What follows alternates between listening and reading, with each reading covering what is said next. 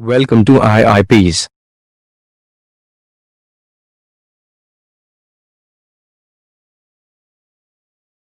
السلام عليكم ورحمة الله وبركاته. أعوذ بالله من الشيطان الرجيم. قال نوح رب إنهم عصوني واتبعوا من لم يزده ماله وولده إلا خسارا ومكروا مكرا كبارا وقالوا لا تذرن آلهتكم ولا تذرن ودا ولا سواعا ولا يغوث ويعوق ونسرا وقد أضلوا كثيرا ولا تزد الظالمين إلا ضلالا مما خطيئاتهم أغرقوا فأدخلوا نارا فلم يجدوا لهم من دون الله أنصارا وقال نوح رب لا تذر على الأرض من الكافرين ديارا إنك إن تذرهم يضلوا عبادك ولا يلدوا إلا فاجرا كفارا رب اغفر لي ولوالدي ولمن دخل بيتي مؤمنا وللمؤمنين والمؤمنات ولا تزد الظالمين إلا تبارا. إن الحمد لله نحمده ونستعينه ونستغفره ونعوذ بالله من شرور أنفسنا ومن سيئات أعمالنا من يهده الله فلا مضل له ومن يضلل فلا هادي له وأشهد أن لا إله إلا الله وحده لا شريك له وأشهد أن محمدا عبده ورسوله يا أيها الذين آمنوا اتقوا الله حق تقاته ولا تموتن إلا وأنتم مسلمون يا أيها الناس اتقوا ربكم الذي خلقكم من نفس واحدة وخلق منها زوجها وبث منهما رجالا كثيرا ونساء واتقوا الله الذي تساءلون به والأرحام إن الله كان عليكم رقيبا يا أيها الذين آمنوا اتقوا الله وقولوا قولا سديدا يصلح لكم أعمالكم ويغفر لكم ذنوبكم ومن يطع الله ورسوله فقد فاز فوزا عظيما. اللهم صل على محمد وعلى آل محمد كما صليت على إبراهيم وعلى آل إبراهيم إنك حميد مجيد. اللهم بارك على محمد وعلى آل محمد كما باركت على إبراهيم وعلى آل إبراهيم إنك حميد مجيد. سبحانك لا علم لنا إلا ما علمتنا إنك أنت العليم الحكيم. رب اشرح لي صدري ويسر لي أمري واحلل عقدة من لساني يفقه قولي وبعد فأعوذ بالله من الشيطان الرجيم من همزه ونفخه ونفسه. بسم الله الرحمن الرحيم.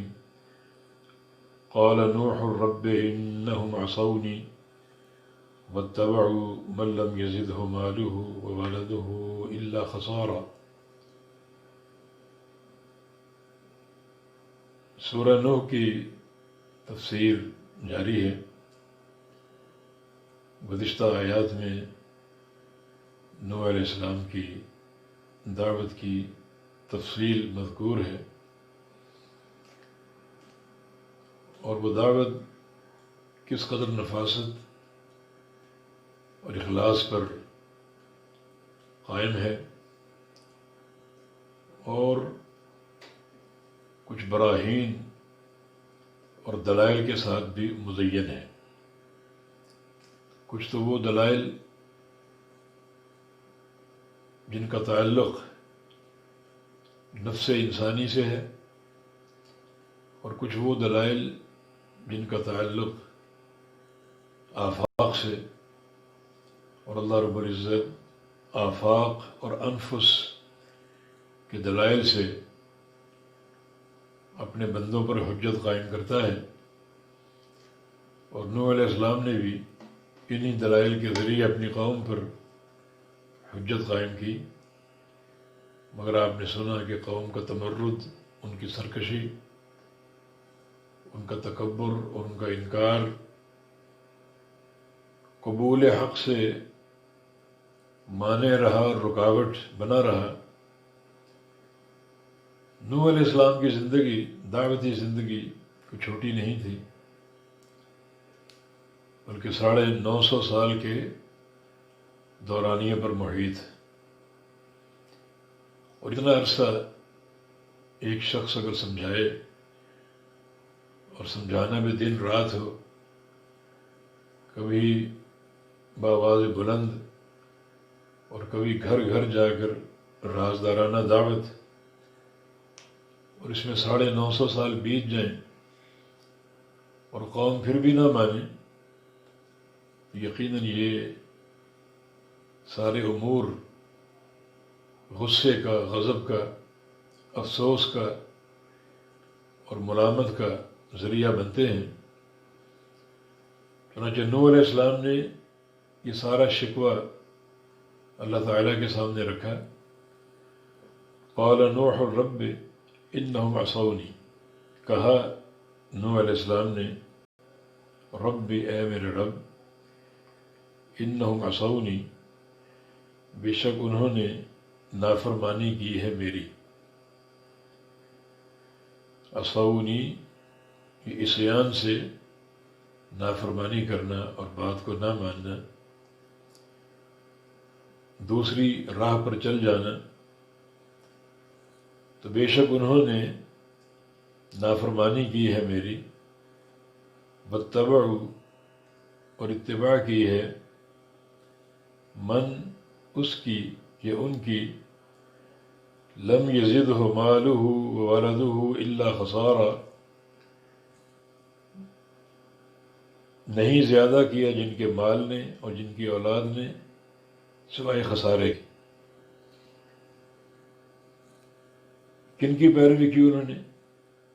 اپنے بڑوں کی، اپنے رؤساء کی، اپنے آباء و اجداد کی، یعنی انہوں نے نوح علیہ السلام کی دعوت کے مقابلے میں ان رؤساء کی دعوت کو ترجیح دی،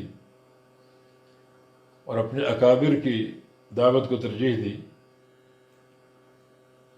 اور نوح علیہ السلام فرما رہے ہیں کہ ان اکابر کو، ان بڑوں کو، ان رؤساء کو اللہ تعالیٰ نے کثرت مال و اولاد سے نوازا، ان کو مالدار بنایا اور صاحب عیال بنایا۔ تو اگر مال اللہ تعالیٰ کی طرف سے عطا ہو اور اولاد بھی اللہ تعالیٰ کی طرف سے عطا ہو، اور بندے کا راستہ استقامت پر ہو، اصلاح پر ہو، تو وہ اللہ تعالیٰ کا شکر ادا کرتا ہے، اس کی عبادت بڑھ چڑھ کے کرتا ہے، اور اس کا شکر ادا کرتا ہے، اور اس کی نافرمانی نہیں کرتا۔ اور شکر کے یہ درجات ہیں، زبان سے شکر ہو کہ اللہ تعالیٰ کی یہ نعمتیں اس کی عطا کردہ ہیں اور کسی کی طرف سے نہیں ہیں،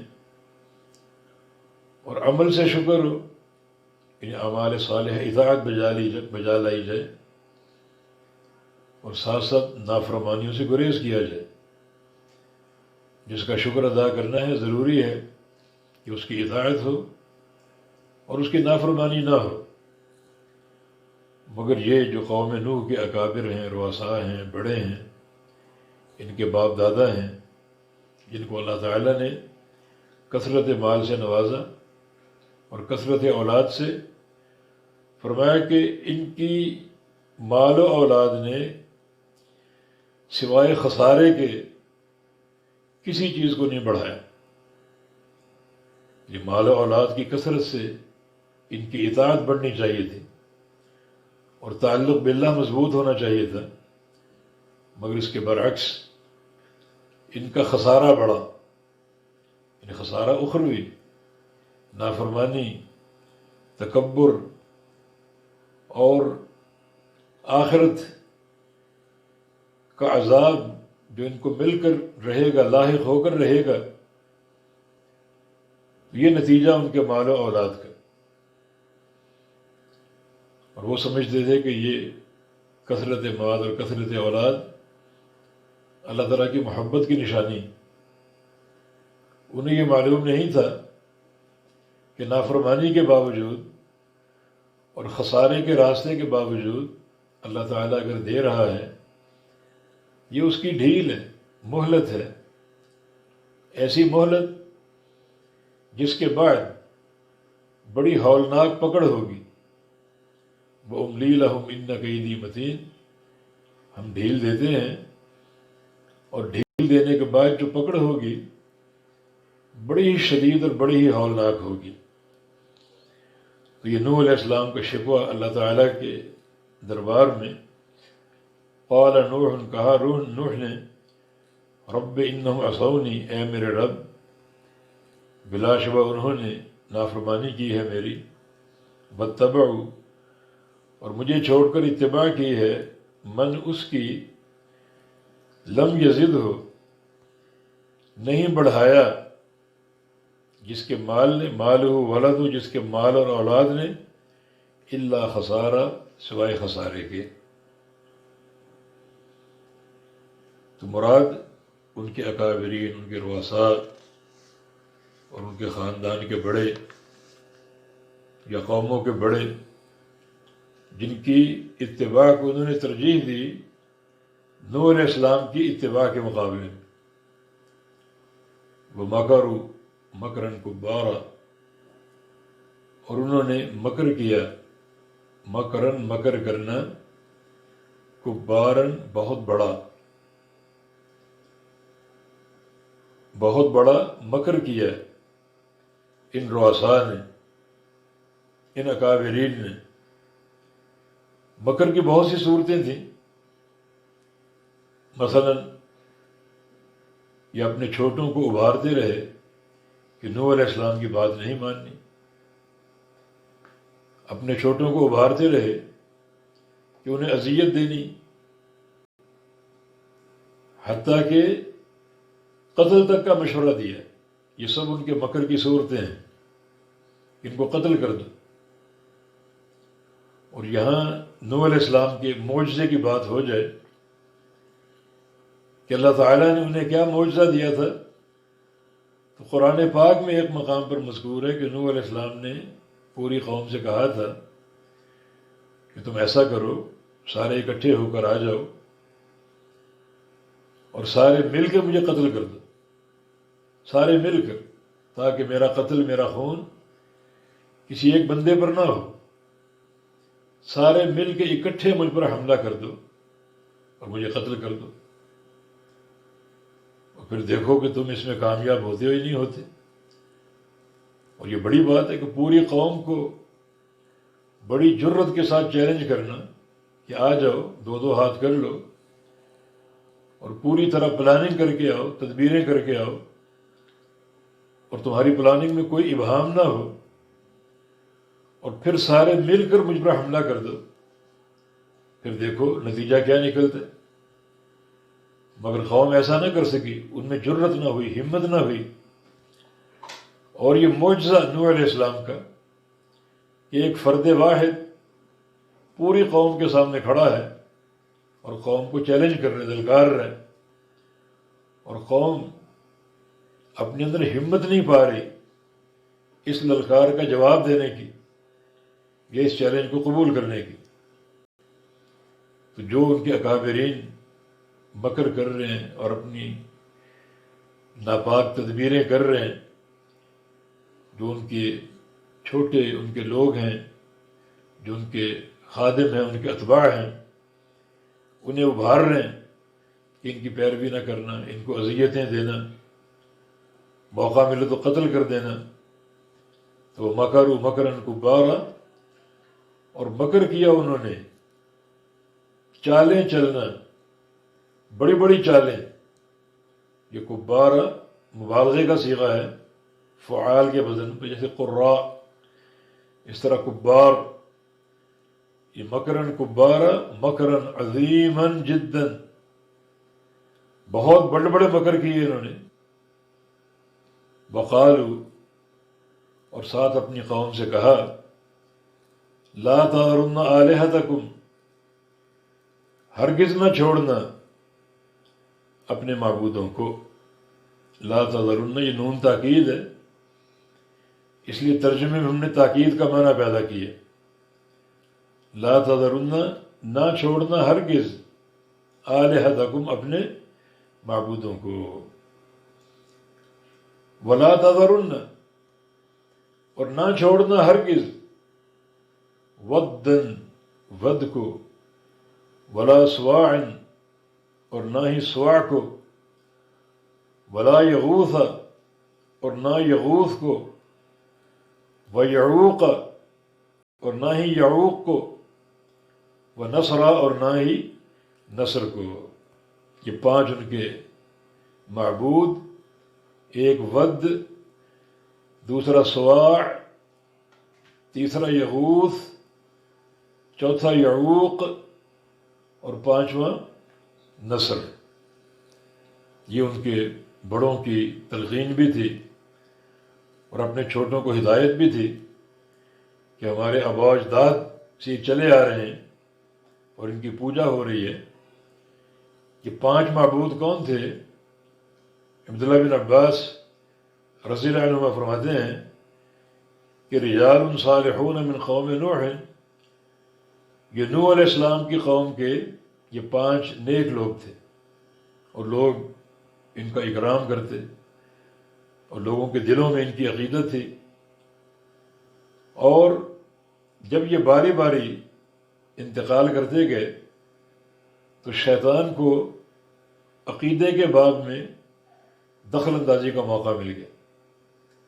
عبداللہ بن عباس فرماتے ہیں کہ آدم علیہ السلام کی تخلیق سے لے کر نوح علیہ السلام کی بعثت تک 10 صدیوں کا دور، یعنی 1000 سال. اور اس 1000 سال میں شیطان دیگر نافرمانی کے کام کرانے میں کامیاب ہو گیا. جیسے قابیل نے حابیل کو قتل کیا اور حسد کا بیج شیطان نے بویا، مگر عقیدے پر وار نہ کر سکا اور لوگوں کو مبتلا شرک نہ کر سکا.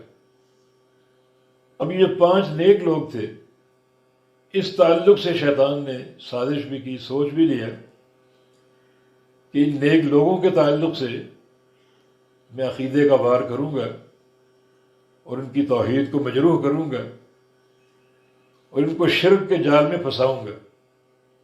چنانچہ جب اپنے اپنے وقت میں یہ 5 فوت ہو گئے تو شیطان ان کے پاس آتا، چاہے وہ وسوسے کی صورت میں آئے یا کسی انسانی روپ میں آئے. یہ صالحین جو فوت ہو گئے، جن کا ہم اکرام کرتے تھے اور دلوں میں عقیدت رکھتے تھے، یہ فوت ہو گئے. تو ایسا نہ ہو کہ کچھ وقت گزرنے کے بعد ہماری آئندہ کی نسلیں انہیں بھلا دیں اور فراموش کر دیں. تو پھر کیا کیا جائے؟ ان کے مجسمے بنائے جائیں، ان کی تصویریں بنائی جائیں اور وہ گھر گھر رکھی جائیں تاکہ لوگ ان کو بھلا نہ پائیں. یعنی تمہیں تو یاد ہے یہ صالحین، تم نے ان کا دور دیکھا ہے اور ان کی صحبت میں وقت گزارا ہے، لیکن تمہارے بعد ان کو فراموش نہ کر دیا جائے. چنانچہ شیطان نے تصویر سازی کے کام کا آغاز کیا اور یہ توحید میں اس کی دخل اندازی اور شرک میں مبتلا کرنے میں اس کا پہلا کردار، لوگوں نے اس بات سے اتفاق کر لیا. چنانچہ ان صالحین کی تصویریں اور مجسمے گھروں میں رکھے گئے. دلوں میں عقیدت تھی، اکرام تھا اور ایک قسم کی تعظیم تھی. مجسمے گھروں میں رکھے گئے، اور اس طرح وقت کچھ اور گزرا، اگلی نسلیں آ گئیں، اولادیں آ گئیں، تو پھر شیطان نے دوسرا وار کیا اور کہا کہ تمہارے باپ دادا ان کی پوجا کرتے تھے، ان کا اکرام بھی تھا اور ان کی پوجا بھی تھی، یہ صالحین ہیں اور تمہیں دکھائی دے رہے ہیں، تو تم بھی ان کی پوجا کرو۔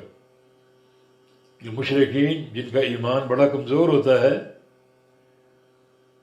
ان کے ہاں کوئی چیز نظر آ جائے جس میں معبود ہونے کے وہ اوصاف پیدا کرنے کی کوشش کریں، تو وہ ان کے لیے زیادہ مؤثر ثابت ہوتا ہے کہ ہمارا معبود ہم کو نظر آ رہا ہے۔ یہود نے کہا تو ارنا اللہ جہرا، ہمیں اللہ دکھاؤ، اور یہی بات مشرکین مکہ نے کی، مشرکین مکہ نے بھی یہی بات کی، اور موسیٰ علیہ السلام کی دعوت کے مقابلے میں سامری نے بھی ایک معبود بنا ڈالا، اور لوگ اس کو دیکھ رہے اور پوجا کر رہے ہیں، اور اس سب کے مقابلے میں ایمان بالغیب بڑی اس کی اہمیت اور فضیلت۔ تبھی تو اللہ رب العزت نے جو پہلا وصف اس امت کے لوگوں کا ذکر کیا، صحابہ کرام کا ذکر کیا، الذین یؤمنون بالغیب، بن دے کے غائبانہ ایمان لانے والے، اور یہ ایمان بڑا پسندیدہ ہوتا ہے کہ صرف نبی کی زبان سے اس الہ کا سنا اور اس کی حقانیت کو مان لیا اور اس الہ کو قبول کر لیا، اب اس کی عبادت ہو رہی، سجدے ہو رہے ہیں۔ تو اس کے مقابلے میں شیطان کا یہ حربہ تھا کہ یہ سب تمہارے معبود ہیں، تم کو نظر آ رہے ہیں اور گھر گھر موجود ہیں، جب ان کو پکارو گے تمہارے قریب ہوں گے، یہ تم سے دور نہ ہوں گے، تمہاری حاجتیں پوری کریں گے، تمہاری ضرورتیں پوری کریں گے۔ اس جھانسے میں ان کو ڈالا، اور انہوں نے شیطان کے اس وسوسے کو اور اس تضلیل کو قبول کر لیا۔ تو یہ ود، سواع، یغوث اور یعوق اور نصر، یہ 5 جو نیک افراد تھے، تصویروں سے، مجسموں سے شیطان کی کارروائی کا آغاز ہوا، اور بات ان کی پوجا تک چلی گئی، اور پھر قوم نوح مبتلا شرک ہوئی۔ تو نوح علیہ السلام وہ پہلے اللہ کے رسول ہیں جن کے دور میں، جن کی قوم نے شرک کیا اور شرک کا آغاز کیا۔ نوح علیہ السلام کی دعوت توحید خالص کی دعوت تھی، اور قوم کا رویہ ان معبودوں کے ساتھ شرک اختیار کرنے کی صورت میں تھا، اور پھر یہ معاملہ تھما نہیں بلکہ آگے بڑھتا رہا اور چلتا رہا۔ جو شیطان نے ان تصویروں سے شرک کا آغاز کیا، پھر وہ معاملہ رکا نہیں بلکہ چلتا رہا، بڑھتا رہا، اور آج تک موجود ہے۔ مجسمہ سازی بھی اور مجسموں کی عبادت بھی۔ جب عرب آئے تو عرب نے بھی ان معبودوں کو لیا، چنانچہ یہ 5 معبود عرب میں موجود تھے۔ ود دومت الجندل میں تھا، جو ود معبود ان کا دومت الجندل میں، اور سواع یہ بنو حذیل کا معبود تھا۔ سواع کے مجسمے بنو حذیل نے بنائے، اور بنو حذیل نے ان کی پوجا کی۔ اور یغوث بنو مراد، اور بنو مراد کے بعد بنو قطیف، ان 2 قبیلوں کا یہ معبود بنا رہا۔ اور یعوق بنو ہمدان کا، اور نصر بنو حمیر کا۔ تو یہ 5 معبود جو قوم نوح نے شروع کیے، ایجاد کیے، عرب میں بھی پھیل گئے۔ عرب کے قبائل نے بھی ان مجسموں کو بنایا اور ان کی پوجا شروع کر دی۔ بعض روایتوں میں کہ یہ مجسمے ایک آدھ انسانی شکل میں تھا، اور باقی جانوروں کی شکل میں، کوئی کسی سانڈ کی شکل میں، کوئی باز اور شکرے کی شکل میں، کوئی شیر کی شکل میں، تو ہے تو وہ انسان تھے، مگر ان جانوروں کی شکلوں میں ڈھالنا دراصل ان اوصاف کی بنا پر. اگر کسی کی شکل شیر کی تھی تو مانا اس میں شجاعت تھی، بہادری تھی، اور یہ شیر جیسا بہادر تھا. اور کسی کی شکل اگر باز اور شکرے کی تھی تو مانا اس کی قوت اور حملے کی اس کی صلاحیت وغیرہ وغیرہ. تو ان اوصاف کی بنا پر طلباء کے لیے یہ 5 نام ہیں، ان میں سے 3 منصرف ہیں اور 2 غیر منصرف، یغوث اور یعوق. ولا یغوث و یعوق، یہ دونوں غیر منصرف ہیں. ان میں 2 اسباب کون سے ہیں؟ اگر یہ عربی نام ہے دونوں تو علم اور وزن فعل، یغوث اور یعوق، یعنی یغوث اور یعوق یفعل کے وزن پر وزن فعل اور علم. اور اگر یہ عجمی ہیں تو پھر وہ 2 اسباب علم اور عجمہ جن کی بنا پر یہ دونوں غیر منصرف ہیں. اور بعض روایتوں میں یا قرأت میں یغوثن اور یعوقن بھی ہے، یعنی ما قبل کی اتباع کی بنا پر، جیسے سلاسل و اغلال، تو اتباع کی بنا پر تنوین ان کو دے دی گئی. حقیقت میں یہ غیر منصرف ہیں. صحیح بخاری مسلم میں ایک حدیث ام المومنین سیدہ عائشہ صدیقہ رضی اللہ عنہا کی روایت سے، اور انہوں نے یہ روایت 2 ام المومنین، ام حبیبہ اور ام سلمہ سے سنی جب یہ سرزمین حبشہ میں تھیں، ہجرت حبشہ کے موقع پر. تو انہوں نے نبی علیہ السلام سے بتایا، ذکر کیا کہ حبشہ میں ہم نے ایک کنیسہ دیکھا تھا جس کا نام حبشہ میں ماریہ معروف تھا، اور اس کنیسے میں تصاویر تھی، بت تھے، تصویریں تھیں.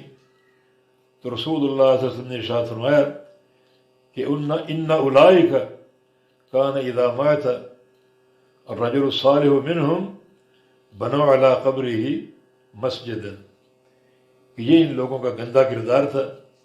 ان میں کوئی نیک بندہ ہوتا، کوئی مہمان نواز ہوتا، خرچ کرنے والا ہوتا، صلہ رحمی کرنے والا ہوتا، تو اس کے انتقال پر اس کی قبر پہ سجدہ گاہ بنا، مسجد بنا لیتے، اور پھر اس کا مجسمہ بنا لیتے، تصویر اس کی گھڑ لیتے اور اس کی پوجا شروع کر دیتے. فرمایا کہ اولئک شر الخلق عند اللہ یوم القیامہ، کل جب قیامت قائم ہوگی تو اللہ کے نزدیک سب سے بدترین مخلوق یہ ہوگی جنہوں نے اس طرح صالحین کے مرنے پر ان کی قبروں پر عمارتیں اور قبے بنا لیے اور ان کی پوجا کی، ان کی تصویریں بنا کر، مجسمے بنا کر. قیامت کے روز سب سے شر الخلق اللہ کے یہاں یہ لوگ ہوں گے. بڑے بڑے مجرم آئیں گے، بڑے بڑے سیاہ کار آئیں گے، مگر سر فہرست جو مجرم ہوں گے وہ یہ لوگ ہوں گے جنہوں نے اس طرح صالحین کی قبروں پر سجدہ گاہ بنا کر ان کی مورتیاں گھڑ لی اور ان کی تصویریں نصب کر لی. رسول اللہ صلی اللہ علیہ وسلم نے اپنے انتقال سے چند لمحات قبل یہ بددعا کی تھی کہ لعن اللہ الیہود والنصارى اتخذوا قبور انبیائہم مساجد، کہ اللہ تعالیٰ یہودیوں پر، نصارہ پر، عیسائیوں پر لعنتیں برسائے کہ جنہوں نے اپنے نبیوں کی قبروں کو سجدہ گاہ بنا لی. اور چونکہ سب سے بڑے صالح محمد الرسول اللہ صلی اللہ علیہ وسلم، سید المرسلین اور سید ولد آدم، صاحب مقام محمود اور صاحب شفاعت کبریٰ، تو آپ نے اپنے تعلق سے دعا کی کہ اللہم لا تجعل قبری وطنا یعبد، کہ یا اللہ میری قبر کو پوجا گاہ نہ بنانا، کہ لوگ میرے انتقال کے بعد میری قبر پر آئیں، میری قبر پر سجدے کریں یا طواف وغیرہ کریں، میری قبر کو پوجا گاہ، عبادت گاہ نہ بنانا. تو دنیا سے جاتے جاتے آپ یہ دعا کر کے رخصت ہوئے اور یہ پیغام دیا ان سارے لوگوں کو جو قبر پرست ہیں، قبوری ہیں، جن کا تعلق ہے قبروں سے، ان کو پیغام دیا کہ دیکھو یہ سب سے مقدس قبر ہے محمد الرسول اللہ صلی اللہ علیہ وسلم کی۔ آپ کس زمین میں دفن ہیں؟ وہ زمین جو اللہ تعالیٰ کی پسندیدہ ہے، کیونکہ حدیث میں آتا ہے کہ اللہ تعالیٰ اپنے نبی کے دفن کے لیے جس زمین کو پسند کر لے اسی زمین پر، عین اسی زمین پر نبی کی روح قبض کرتے۔ یہ ایک پیغام ہے کہ نبی کو یہاں سے ہلانا نہیں، اسی مقام پر قبر کھود کے دفن کرنا۔ اور وہ عائشہ صدیقہ رضی اللہ عنہا طاہرہ مطہرہ کا حجرہ مبارک تھا جہاں آپ کا انتقال ہوا اور جہاں آپ کو دفن کیا گیا، تو پھر یہ ٹکڑا جہاں آپ دفن ہوئے اللہ تعالیٰ کا پسندیدہ ہے۔ اور حجرہ عائشہ سے لے کر آپ کے ممبر تک جو جگہ ہے، روضۃ من ریاض الجنہ، ما بین بیتی و ممبری روضۃ من ریاض الجنہ، میرے اس گھر سے لے کر میرے ممبر تک جو ٹکڑا ہے زمین کا، وہ در حقیقت جنت کا باغیچہ ہے۔ اور کل قیامت کے دن جب لوگ جنت میں داخل ہوں گے، یہ ٹکڑا بھی جنت میں لگا ہوگا، موجود ہوگا۔ اتنا اشرف اور اعلیٰ مقام ہے، اللہ کا پسندیدہ بھی ہے، ریاض الجنہ بھی ہے، اور جو ہستی مدفون ہے وہ سب سے مقدس ہستی ہے، اعلیٰ اور اشرف ہستی ہے، سید ولد آدم ہے، امام الانبیاء اور قائد الانبیاء، قائد الغر المحجلین، وہ نبی مدفون ہے۔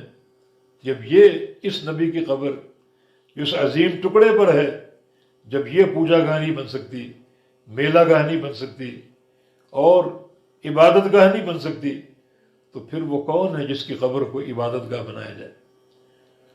کس مائی نے ایسا لال جنا ہے جس کی قبر اللہ کے پیغمبر سے زیادہ اشرف اور اعلیٰ ہو، اور وہاں تہوار بھی ہوں، عرس بھی ہوں، اور پوجا بھی ہو؟ تو اللہ کے نبی تو یہ دعا کرتے ہوئے رخصت ہوئے۔ یقیناً یہ بھیانک شکل ہے شرک کی، تو شیطان اس تعلق سے اپنا وار کرنے میں کامیاب ہو گیا۔ تصویروں کا تقدس اس نے لوگوں میں پیدا کیا۔ یہ تصویریں اپنے اس تقدس کی بنا پر لوگوں کی گمراہی اور شرک و بدعت اور خرافات کا سبب بن سکتی۔ اس لیے جو تصویریں بنائی جاتی ہیں ان میں بدترین تصویریں وہ ہیں جو زمانے میں صالحین مشہور ہوں۔ ایک فوٹو ہے کسی عالم کا، کسی عبادت گزار کا، اور ایک فوٹو کسی فلمی ایکٹر کا۔ اس میں کون سا برا، کون سا زیادہ بدترین ہے؟ کسی عالم کا، فلمی ایکٹر کا نہیں۔ فلمی ایکٹر سے لوگ کسی وجہ سے محبت کرتے ہوں گے، اس کے کسی کردار کی بنا پر، اور اس کا تقدس دل میں نہیں ہوتا، لیکن ایک عالم دین کی محبت پوری طرح تقدس کے روپ میں ہوتی ہے اور تقدس میں لپٹی ہوتی ہے۔ تو ایک فلمی ہیرو کی فوٹو کسی گمراہی کا سبب نہیں بنے گی، لیکن ایک عالم کی فوٹو کسی گمراہی کا سبب بن سکتی ہے، کیونکہ اس تعلق سے لوگوں کے دلوں میں ایک تقدس موجود ہوتا ہے، ایک احترام اور اکرام موجود ہوتا ہے۔ اور شرک کی جو ابتدا ہے یا شرک کا نقطہ آغاز جو ہے، یہی تکریم اور اکرام۔ انہیں قوم نوح کے وہ صالحین، ان کے اکرام کا جھانسا شیطان نے دیا، وہ پیدا کیا، پھر اس اکرام کی بنا پر مجسمے بنوا دی، تصویریں بنوا دی، اور پھر رفتہ رفتہ ان کی پوجا کروا دی، اور ان پانچوں کو مشہور کروا دیا، حتیٰ کہ عرب آئے، عرب کے قبائل نے بھی ان معبودوں کو لے لیا، ہر قبیلے نے ایک معبود کا انتخاب کر لیا، اور اس کی مورت اپنے کمرے میں سجا کر رکھی، اپنے گھر میں نصب کر کے رکھی، اور اس کو پوجنا اور اس کو پکارنا اور اس سے حاجات پوری کروانا ان کا وتیرہ بن گیا۔ اور یوں تصویروں سے شروع ہونے والا شرک پوری دنیا میں پھیل گیا، جو آج تک موجود ہے۔ شیطان کا یہ وار آج تک موجود ہے، اور وہ لوگ بڑی عافیت میں ہیں جن کو اللہ رب العزت نے شیطان کے اس وار سے بچایا ہوا ہے۔ ابن قیم رحمہ اللہ فرماتے ہیں کہ شیطان جب کسی انسان پر پہلا وار کرتا ہے تو شرک کا کرتا ہے، اور یہ سوچ کر کرتا ہے کہ بندے نے اگر شرک قبول کر لیا تو پھر اس کی ہر عبادت رائے گاہ جائے گی، پھر یہ نمازیں پڑھے، روزے رکھے، حج کرے، عمرے کرے، کوئی فرق نہیں پڑے گا، کیونکہ شرک کی موجودگی میں کوئی عمل اللہ تعالیٰ قبول ہی نہیں کرے گا۔ وَلَقَدْ أُوحِيَ إِلَيْكَ وَإِلَى الَّذِينَ مِنْ قَبْلِكَ لَئِنْ أَشْرَكْتَ لَيَحْبَطَنَّ عَمَلُكَ، اے نبی ہم آپ کو بتا رہے ہیں، اور آپ سے قبل ہر نبی کو بتا چکے ہیں کہ اگر تم نے شرک کر لیا تو تمہارے سارے اعمال اکارت جائیں گے، رائے گاہ جائیں گے۔ لہذا حد الوسع تصویر کے معاملے سے گریز کیا جائے، کیونکہ یہ شیطان کا حربہ تھا اور اس کی چال نقطہ آغاز شرک کے پھیلاؤ کا۔ تو نوح علیہ السلام نے ان پانچوں کا ذکر کیا اور کہا کہ ان کے جو اکابرین ہیں وہ اپنے چھوٹوں کو مسلسل ہدایت دیتے ہیں کہ لا تذرن ودا ولا سواعا ولا یغوث ویعوق ونسرا، کہ مت چھوڑنا ود کو، نہ سواع کو، نہ یغوث کو، نہ یعوق کو، نہ نصر کو، یہ وہ صالحین ہیں جن کا اکرام تمہارے آباء اجداد کرتے تھے اور پوجا بھی کرتے تھے، چنانچہ رفتہ رفتہ ان کی پوجا شروع ہو گئی۔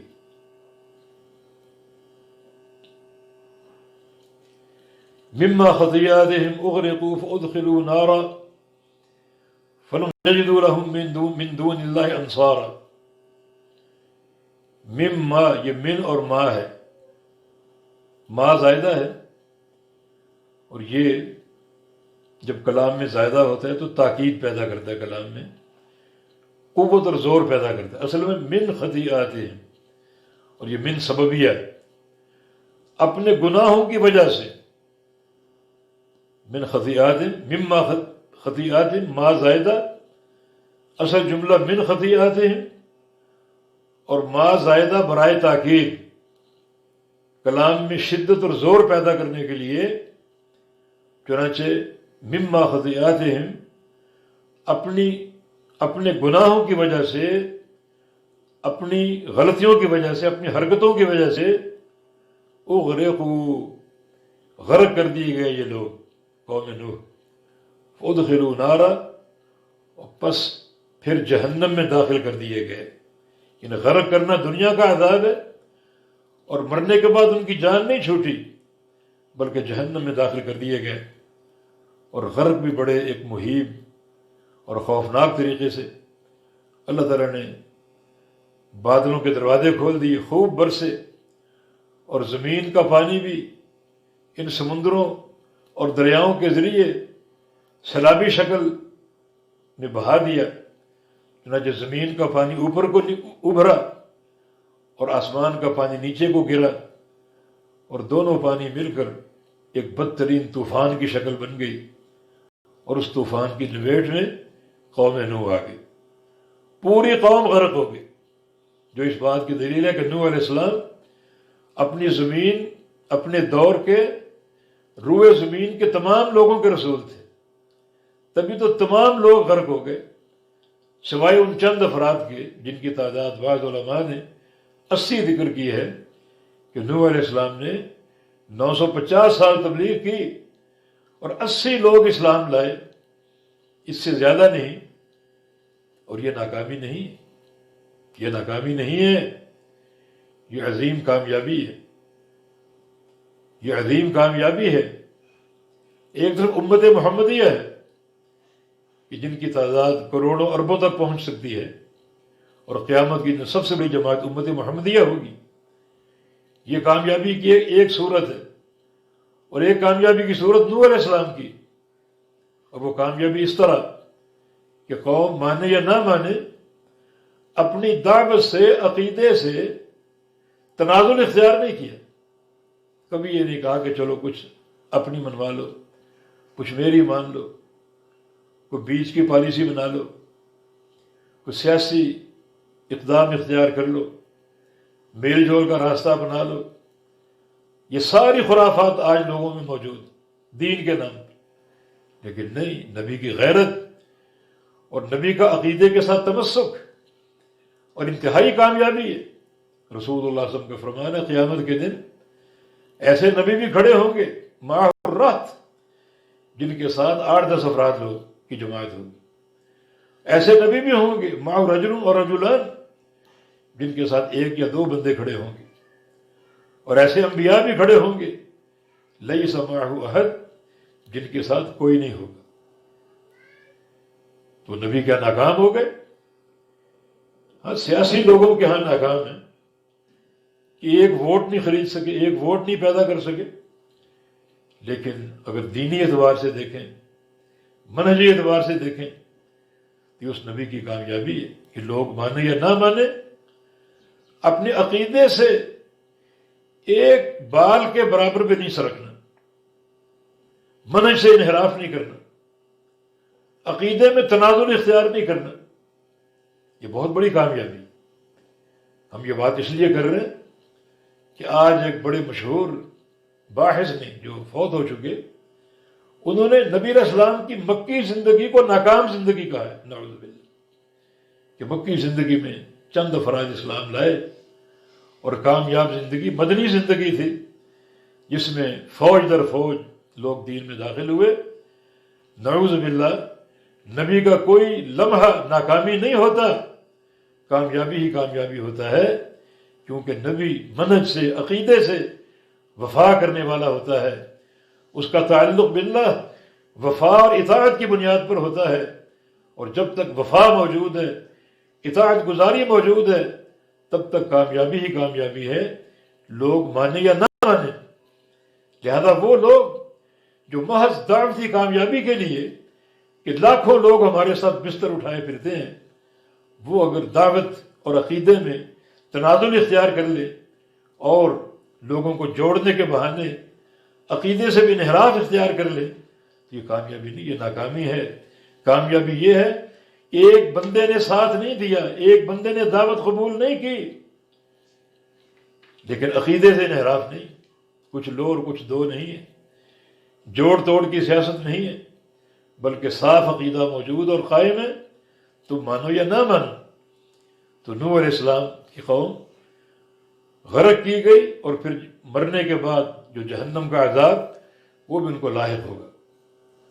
فلم یجدوا لهم من دون اللہ انصارا، پس نہ پایا انہوں نے اپنے لیے من دون اللہ، اللہ کے علاوہ، انصارا کوئی مددگار. مدد اللہ کرتا ہے مگر وہ مدد کے قابل نہیں تھے. انہوں نے انحراف کیا نوح علیہ السلام کی دعوت سے، ایمان قبول نہیں کیا، تو اللہ کیسے مدد کرتا؟ اللہ تعالیٰ کی مدد کا جو قاعدہ اور قانون اور اصل ہے وہ یہی ہے کہ اس کی اطاعت قبول کرو، اس کے نبی کی غلامی میں آ جاؤ، پھر اللہ کی مدد ہوگی دنیا میں اور آخرت میں. وقال نوح رب لا تذر علی الارض من الکافرین دیارا، اور کہا نوح علیہ السلام نے، اے میرے رب، لا تذر، نہ چھوڑ تو، علی الارض زمین پر، من الکافرین کافروں میں سے، دیارا کوئی شخص، دیار دار سے یعنی ساکن الدار، کوئی رہنے والا یا کوئی آباد کار. یا اللہ زمین میں کوئی کافر نہ چھوڑ، کوئی آباد کار نہ چھوڑ، کوئی بسنے والا نہ چھوڑ، اور سب کو غرق کر دے، سب کو تباہ و برباد کر دے.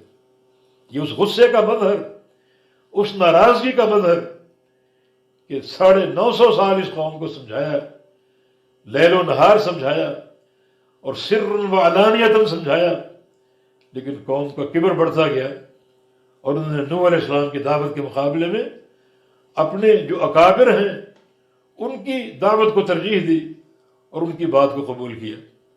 تو نوح علیہ السلام پر دعا کر رہے ہیں کہ یا اللہ، ایک گھر بھی باقی نہ بچے، ایک بسنے والا باقی نہ بچے.